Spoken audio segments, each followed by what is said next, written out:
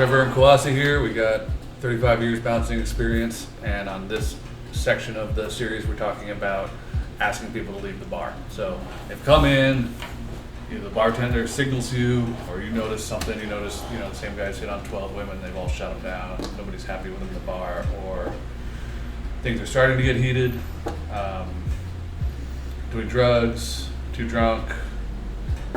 Being too aggressive. I mean, one of the biggest things that I realize is like being able to recognize personalities that, for lack of a better word, I'll call the douchebags.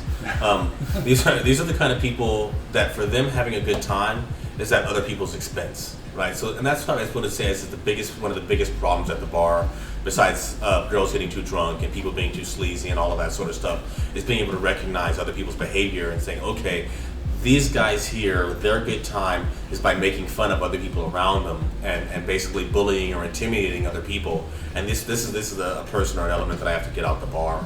And there's a lot of psychology there. You got to imagine your worst day. Your girlfriend just broke up with you. You're coming from a funeral. You've had a few too many drinks. What would it take to get you out of the bar if you were on that about to snap moment? Mm-hmm. And just be single person door guy. You got to be cool as fuck, but firm. You still got to be the umpire. Like, once you make the call is made. And I never go back on a call. Ever. Once it's made a decision to kick that person out, I've never gone back on a call. You can't. It's important to have a staff that supports you, right? So that when you make the call, the bartender supports you, and nobody comes up and say, "Hey, that's my friend. Can he please stay?" When the bartender makes the call, the door guy doesn't say, "Hey, that's my friend." It's important for everybody to have a unified field. If not, then everybody undermines each other, and you can't really even begin to do the job. So I think my first approach, usually, I see the problem, bartender says they have to leave, I'll walk up, I'll say, "Look, buddy, I'm sorry, you gotta go, you can't drink in here anymore tonight." I'll always throw out that comeback, another time I'll buy you a drink, we'll hang out together. Yeah. But right now, for whatever reason, you gotta go. And then I'll walk away and give them a minute after I've said it, like it's a sure thing, there's no talking about it, they talk to me about it for a second. I'll walk away and kind of give them that chance just to walk out on their own, because it's far less embarrassing for them to save a little bit of face. I know if I was hammered at a bar and the door guy told me to leave and walked away, but all right, I'm on to the next place. Yeah. I just, you give them that out. You let them save a little manhood. Yeah, it's important what Trevor says about giving them that out. And also always starting off, if you start off rageful, if you start off aggressive, if you start off angry, you got nowhere to go.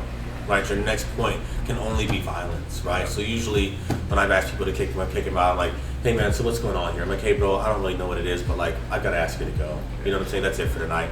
And then I usually try to reason with them and get on their level and be like, "Hey dude, we've all had bad nights before." You know what I'm saying? If I can sit there and talk to them for 4 to 5 minutes to 10 minutes, I'd rather sit there and talk to them for as long as necessary before having to put hands on them to get them out. Right? The whole time, it's kind of like herding cats. So you're like, I'm talking to them, but I'm kind of walking up and kind of hoarding them and moseying them. And really, if I'm really, really nice about it, they don't realize that as I'm doing this, I'm constantly taking their space, right? Yeah. So they're here, and as they talk a little bit, I step in. Then they, of course, I'm in their personal space, so they back up, and then I step in a few more steps. And this allows me to constantly take the step and corral them eventually to the door, right?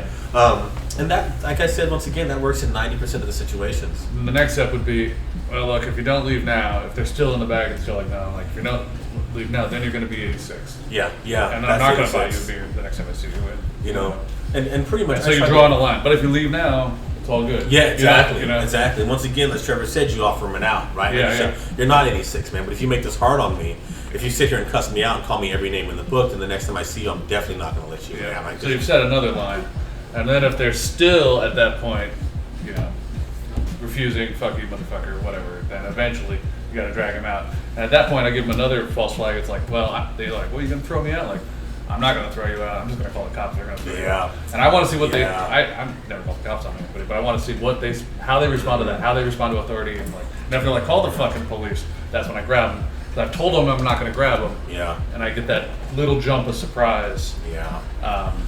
Where they're like, wait, you just said you weren't going to grab me. And and that's an important thing. What Trevor's saying is that once they've stood their ground and they said that they're not coming out, you've already went through the protocol and you've already said you're going to call the police. Now, how do you transfer to that point of where you can actually throw somebody out and put hands on somebody and still be within the course of the law, right? And usually for me is I lure them into a situation where I force them to put hands on me. So, for example, if I use Trevor as an example, and he's standing here, my kind of mode is like, "Hey, bro, you got to go, dude." Now I'm not really grabbing you. I'm just kind of walking up into you. Most people at this point, if they really want to be aggressive, I'm like, "I don't want to fight, bro. I just want to ask you to leave." But I'm not really putting hands on him. I'm just walking into his space. Now, at some point, Trevor would make his move to take. Now he's assaulted me, and that allows me to move in, and do what I need to do to drag the guy out of there. Which really is the result that you want to avoid. So it's better to trick them, ask them to talk outside, like you said, get a buddy to walk them out. The buddy thing is, if they're with anybody else, there's usually the one sober. There's usually one clear-minded. Yeah. You know what I'm saying? I'll use the friends a lot. I'll be like, "Hey, dude, you got to get your friend out of here. Your friend is losing his mind." One situation I had where this guy was being aggressive with these girls. I got a creepy vibe from him when he came in, but like he had his ID and he wasn't doing anything, which gave me a reason not to let him in. So he comes in the bar, right? Sure enough, keeping my eye on him, but sure enough, these ladies come back and they're like, "Hey, he won't leave me alone. He won't leave me alone. This guy won't leave me alone. Like, what the heck's the problem?" Like, I'm like, okay. I asked somebody else to watch the door for me. Another regular at the bar. I'm like, "Can you just make sure that nobody underage comes in right now while I handle the situation?" I go back there, and the guy is locked on and beamed on a woman, and he's like walking into her space, and she's sitting there with friends, and all of the other friends around there are trying to be like, "Hey, I think she's fine," but he doesn't hear any of that, right? So then I'm like, "Hey, man, how you doing?" I kind of pat him to the side, and always when I approach people in these situations, you want to do it cautiously because you don't ever want to get sucker punched, right? So I'm always worried about getting sucker punched when I do door, right? So I approach him cautiously from a distance and like, "Hey, man, what's going on?" And I see that he's still beamed on her, right? I'm like, "Hey, man, what's going on?" And he's still beamed on her. He's not paying attention. So finally, I take her and move her to the side because he won't even look at me or make eye contact. I move her to the side. Now he's looking at me like, "Hey, man, what's going on, bro?" And he's like, "What?" I'm like, "Hey, man, what's going on?" And he said, "Nothing." And I said, "Hey, bro, I think I need to talk to you outside." He's like, "Are they saying that I'm bothering them?" I'm like, "As a matter of fact, yes, I've got complaints that you're bothering me." He's like, "Well, those bitches don't know what they're talking about," right? So I'm like, "Okay, that's fine." I clear a path. I move everybody else around who's around this guy out. I'm like, "Okay, man, it's all good. It's time to go," right? So he proceeds like, "Okay, I'm gonna zip up my jacket," but he's drunk, and of course they always do this, right? "I'm zipping up my jacket," or "I'm finishing my drink," right? So now it's the million mile zip of the jacket, right? Where it's taking forever for the jacket to come up. But I'm patient with him, right? I don't want to put hands on this guy, and I'm like patient with him. And sure enough, he zips it up and he starts to walk out. And right as he's leaving, the girl that he was originally talking to, he reaches over and grabs her by the shoulder and says, "Hey, hey!" And at this point, immediately, I knew it was time, right? So I stepped in, put him in the rear. Yeah, at this point, he's sexually assaulting a patron. They've already said they didn't feel comfortable. He's sexually assaulting, right? So I put him in the choke, drag him outside, right? But at this point, I did a problem, which was I wanted to be nice, so I didn't choke him out all the way, right? So when I let him go, I'm like, "Hey, man, it's cool, you have to leave." But now because I didn't choke him out all the way and I wasn't decisive enough in my action, I did a half measure instead of a full measure, the guy gets up and wants to fight me, right? So now he gets up and wants to fight me, right? So he immediately rushes me, I kick him in the chest, he falls back. I'm like, "Dude, I'm being nice to you, right? I'm being nice to you. Please just go home."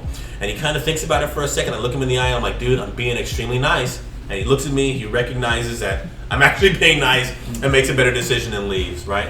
But these are the kind of situations which escalate in which you have to put hands on everybody. You can't always catch it at the door. And real quick, choking somebody, there's always the possibility of injuring somebody because we are talking about people that are on drugs, that are out of shape, that are whatever. There's always that risk. In tournaments, they do it all day long, choke each other out and get back up. 100 chokeouts a tournament. Never have any problems. But again, those are fit people that aren't on drugs, that aren't. Yeah. So just be careful with it. And standing choke, you don't have your hooks in, you can get tossed over just like me taking Holly home. And that's happened to me once. But in general, you're not dealing with trained fighters, so you can put your back up against the wall and kind of deal with it.